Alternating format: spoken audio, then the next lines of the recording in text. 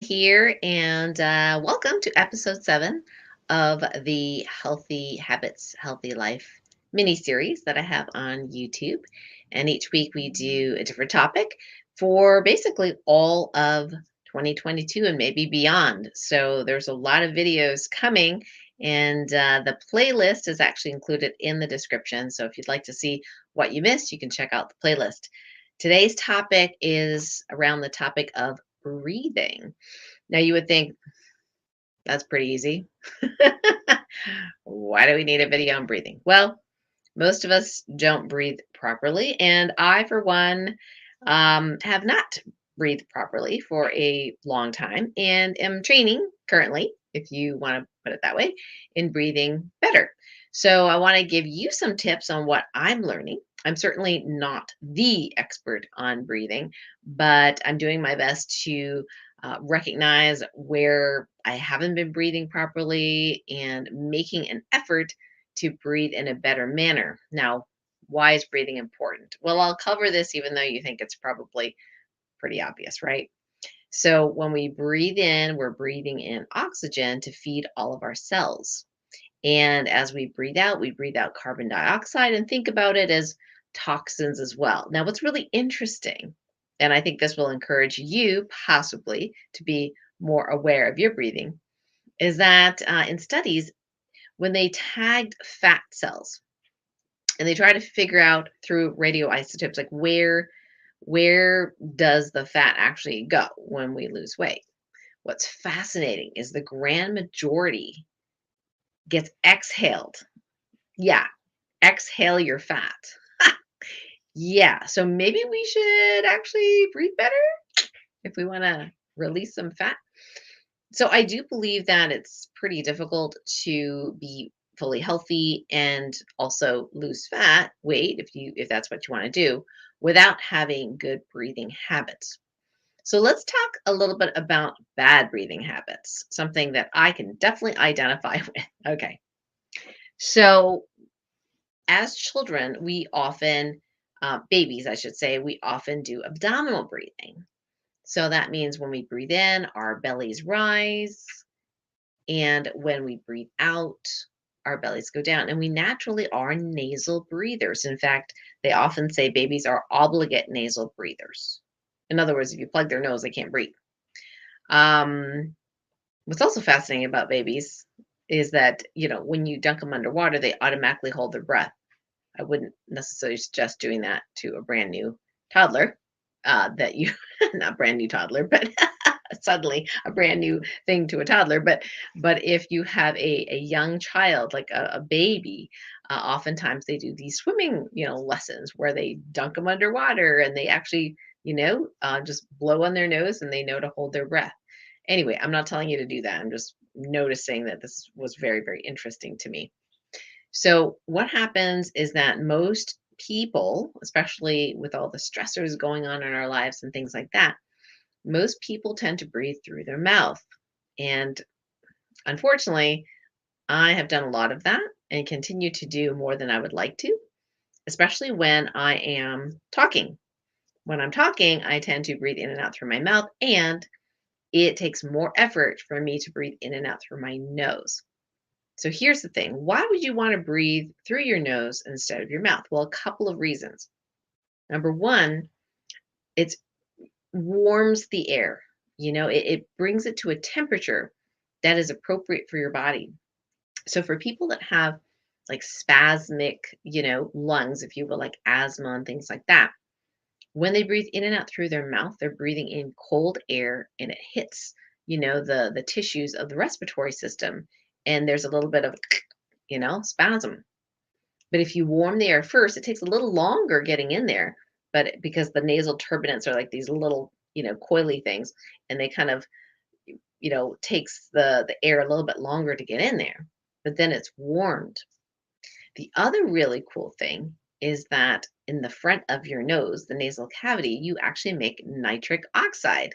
And NO, or nitric oxide, has the amazing quality of deactivating microbes. So, viruses, bacteria, things flying in the air. It's kind of like your natural antimicrobial.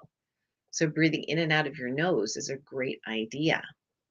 Now, the other reason to breathe in and out through your nose, not through your mouth, is that you can get a distortion of your face and jawline with mouth breathing. In fact, your jaw can sink in, and then you have the other hang. Has anyone seen Harry Potter? So Neville, when he's a little kid, you can actually see, looks like a rabbit. So looks like a rabbit. In case you didn't know what I was saying. And so he has this receding jawline. It's not the most attractive, at least in our society. We don't consider that attractive. So when you breathe in and out through your mouth all the time, what happens is your tongue gets weak, and these areas get weak as well. And then it displaces where the jaw is supposed to be. And then you can have, sleep apnea, snoring, all sorts of abnormalities in your breathing.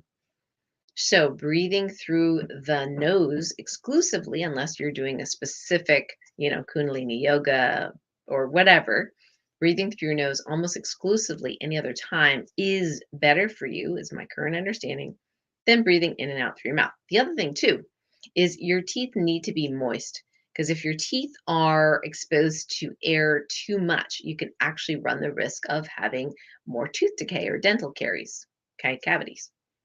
So having your mouth moist is really good, for your teeth. And when you are talking, like I do a lot, on video, I actually have to take more effort to close my mouth, breathe in through my nose, and then talk. Now, obviously, when I'm talking, I am exhaling, okay, through my mouth, not so much through my nose. But what's really important is breathing in through my nose. And that is a pretty new habit for me. So it takes more effort for sure. Why? Because I like to talk really fast, as many of you know, right?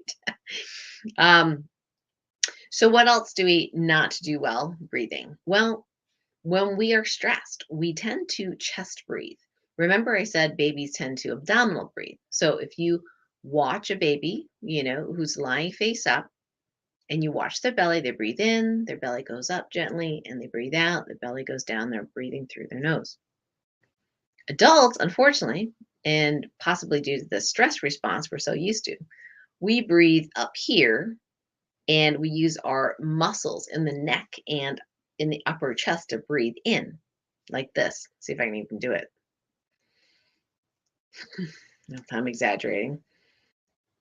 So I can't tell you how many times when I've had an acupuncture patient on the table face up and I ask them to belly breathe.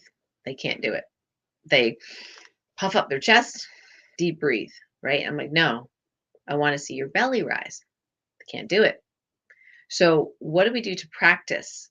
What we often recommend is like something heavy, like a book, like a big dictionary, or if you have a block therapy block, and you place it on the belly when you're lying down, face up, and you practice breathing in and imagining the breath coming through the nose all the way down to your genital area. Yes, I actually had at a conference, um, one of the conference people was like a martial arts teacher, and he would yell. I mean, it was the whole drama thing. He would yell, "Breathe into your balls" to the guys, and "Breathe into your vagina," to the women, and of course we'd laugh, um, but he meant it. So we want to imagine this breath going in, filling the lungs, and continue going in. Now, here's the problem, though, is we have been told to breathe deeply. But what people often do is once they learn to deep breathe, they actually breathe too much, so too often. Now, this is pretty new stuff for me to learn, and thanks to Patrick McCowan, part of the Buteyko Breathing Clinic, and he is the preeminent teacher of the Buteyko breathing method. I learned that I was over breathing too much, getting my CO2 levels too low. And what's the problem with overbreathing? You think, well, you get more oxygen, right? And your lower CO2, that's good, right? Not not really. I mean, if you overdo it, obviously you're like hyperventilating, when people go into panic attack and you have them like breathe into a bag to increase their CO2 to calm them down, right? I don't know if you've ever had to do that. But when we overbreathe, we misunderstand that, deep breathing means breathing a lot or having lots of volume going in and out. And that actually lowers CO2, which interestingly, due to the Bohr effect, remember chemistry, biochemistry in undergrad? Anyway, due to the Bohr effect, it actually dissuades the oxygen from getting off the hemoglobin into your tissues. And we want to oxygenate our tissues, right? So we think breathing more is good. It's actually the opposite effect. When we breathe too much, the oxygen gets locked onto that hemoglobin and doesn't come off when our CO2 levels are too low. Now, some people may take the next step and go, gee, maybe we should breathe through a mask, like in 2020 and 21, 22, right? Breathe through a mask. Well, there are some temporary advantages to breathing through a mask. Your CO2 goes down, which means your oxygen can then feed the tissues better. Unfortunately, your oxygenation also goes down. So this is not a great long-term training tool, unfortunately. And thirdly, when you're breathing out, we are made of microorganisms. We have more cells that are microorganisms in our bodies than we do our own cells. And when we breathe out these microorganisms, they land in the mask. And because of the moisture, they can multiply and grow. And you can breathe in microorganisms at a much higher density, if that's the word, and it can actually make you sick. So I'm not a big fan, of commonly masking for everything. If you're a surgeon and you don't want to, have blood or guts or whatever splashing in your face or your mouth, that's probably a good thing to have a mask on, right? And you don't want to like sneeze, into the patient that you're trying to operate on as well. But for the average person, it's not terribly helpful. So what about, let's go back to depth of breathing a little bit. Now, one of the errors that I was making for a very long time, once I learned to belly breathe, right? Yogic breathing, I'd put my hands on my belly or I'd, put the block on my belly lying down and I would breathe and make my belly rise. What I didn't know I was doing was that I was actually preventing my lower ribs from expanding. I was focused only on the belly. Apparently, that wasn't the right thing to do. Why? Because the diaphragm is in that lower rib area. And I was not properly exercising the diaphragm. And that diaphragm pump is kind of helps so many things like lymphatic drainage, detoxification. We get weaker and weaker diaphragm muscles, therefore breathing muscles, as we age and we get stressed and we're not, concerned about our breathing. A lot of us have to relearn our breathing, including myself. So one of the things that Patrick McCowan mentioned that one can do if you want to know whether you're properly breathing is, in my case, it was easier to focus on the lower ribs than it was the belly. Because a lot of times, if you're expanding the lower ribs, you're also expanding the belly. Now, I like to think about it going all the way down to the genitals. And there's another reason why. It's because many women, especially, have very tight pelvic floors. And we, through tension, habit, whatever it is, we contract our pelvic floors like a Kegel, like all the time. Yeah, it's unfortunately common. And I had no idea I was doing that until I took Isa Herrera's pelvic pain class. I was taking it as, I decided not to do the practitioner version. I wanted to do the student version just to see what it was like. It was very excellent, by the way, very, very good. And I learned a bunch of stuff, including this whole, breathing down into the pelvis and pelvic relaxation. So you actually want to think about breathing all the way down into the genital area. However, what you can do to practice making sure that you're using your diaphragm effectively is putting your hands on, the lower ribs here. Try it now with me.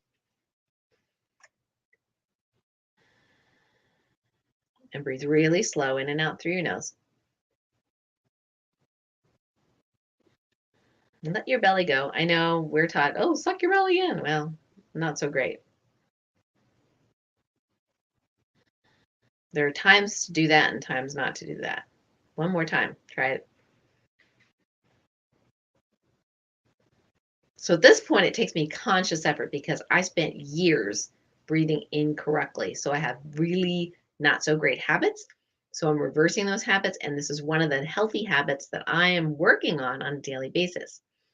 Now, Patrick has a couple of tools. I mentioned one last week on mouth taping, which is excellent for sleep. It really helps to prevent and sometimes treat sleep apnea symptoms, snoring symptoms, tooth decay with your mouth open when you're, sleeping at night. So it's really great to keep your mouth closed. Now, you could use paper tape instead. And even during the day, you could do that. So if you don't have to talk, right? And you're just doing computer work or whatever, you could actually mouth tape during the day to remind yourself to breathe in and out through your nose. And what about this, rib cage thing? It does take a little bit of effort, right? Not everybody can hold their hands here all day. So Patrick has a device called the breathing belt or Buteyko breathing belt. And at first I thought, I don't know about this. But I'll show you. See if I don't know if the camera will show it to you, but it's this belt that you put over your diaphragm area. So here's my lower ribs right here, and you tighten it just enough that your breath volume is less than it normally is, but you are literally doing it's like doing a push up on the on this belt because it's stretchy a little bit. So as I'm breathing out, I'm aware of my ribs pushing out. That's a good thing. And then it easily, as I breathe out, it usually helps me contract back. And here's the other cool thing is we don't often exhale optimally either. So what we want to do is get all those, cells at the bottom, all those alveoli at the bottom of the lungs aerated. And then as we exhale, I often just partially exhale, unfortunately. As we exhale, we can get all the carbon dioxide, any toxic, whatever is ready to detox out of us, squeezing all of that out of our lungs. And this belt can be helpful. But here's the thing. I also do block therapy. I also do all sorts of things to make sure that my ribs stay flexible. Because theoretically, if you're binding an area of your body, okay, and you're not paying attention and you're not breathing into it slowly, you could restrict the fascia there. So the Buteyko belt may or may not be for you if you have, for example, vaginal prolapse or some sort of prolapse in your pelvic floor. That tension may be too much for you. So, you have to use some discernment related to that. But it's a nice little tool if you want to try it out. I notice that as I'm wearing it, it actually helps me remember my posture, first of all. And second of all, as I'm breathing in, I can feel the pressure against the ribs. And then I go, oh, yeah, breathe in this, like get my diaphragm working, right? And the idea is for you to actually have a little bit of air hunger. Why? Why would you want your CO2 levels slightly high so you have air hunger? Because you're able to get that oxygen into your cells better. And we can train ourselves to do this better and better so that, you probably heard about some, divers that can like hold the breath for like 3 minutes, like crazy stuff, right? Most of us can't do past like 20 seconds. So I am nowhere near where those expert divers are. There's ways in which in Patrick's books where it teaches you how to measure your control pause at the beginning of the day and track your progress. And what's really amazing is works with thousands of people, including people with asthma and sleep apnea. And literally, can we say the cured word here? Yeah, amazing, right? It's worth your while to learn it. He has a really quick read book called Close Your Mouth. And then he has some bigger books. One's called The Oxygen Advantage. It's more geared towards athletes. And then the newest one, I believe, is The Oxygen Cure, The Breathing Cure, Oxygen Cure, I think, which is a big book. I haven't finished that one. So we'll have him back on my podcast to talk about the latest book. So check out the tools, the mouth taping, the breathing belt. You don't need them. But, just so you know, you want to actually breathe less, volume, but deep, right? You want to be deeply and slowly right into the genital area, be able to expand, the lower ribs and not overuse all this stuff with breathing. And have a little bit of air hunger, which is what the belt is really good for. If you're like, oh, this is easy, well, you may need to tighten it a little bit just so there's a little bit more strength required to breathe in. And then you have a little bit of air hunger throughout the day. So it's a great way to just, when you're watching TV or in the computer or something like that, to do the breathing training because you can have that feedback mechanism. So, this is something that I haven't done on a regular basis yet, but intend to practice more of. I've been working on many different habits and expanding and improving these habits for self care. So I'm just being completely honest and transparent, letting you know where I'm at. And yeah, and actually breathing in and out through my nose while I'm talking is huge for me. Now, some people do it naturally, or at least they've trained to do it. Like, for example, one of my favorite authors and teachers, Greg Braden, you could see on all his videos, he closes his mouth and he goes, breathes in, and then he speaks. I was like, whoa, he does that naturally. I have to really think about it. All right. So let's see. I'm just gonna check in. We're doing this live. Yeah, Grace. So the last video I did, episode 6, was on mouth taping. So you can check out the series and check out that video on mouth taping. Lucia says, I love the take-home method. Fantastic. I think it's, you know, pivotal. I wish they would teach this in schools, right? Because I think I see so many students and athletes, just breathing in and out through their mouth. Hey, Load. Let's see. Where can we watch this again? Great information. Okay. Yeah, Grace. So in the description of this video, there is a playlist. So the playlist is called Healthy Habits, Healthy Life. And every week on the weekends, either Saturday or Sunday, I do a new video on some sort of habit or healthy habit that I do, because a lot of people ask, well, what do you do? Like, what supplements do you use? And how do you do this? And how do you do that? So I thought, well, instead of explaining it 1,000 times, I would just do a video and just little by little, just share some of the cool stuff. I think is cool anyway, that I'm learning and that I find really, really helpful and supportive for my health and well being, and, share with you. So Karen, could you please my doctor? Can I please your doctor? Do you mean, can I please be your doctor? Well, I'm retired, so I'm not anybody's doctor at this point, which can be quite frustrating, especially for some of the folks locally who are looking for a more holistic healthcare provider, and one that is not going to, force them to do medical procedures they don't want to. I'm not going to say more about that.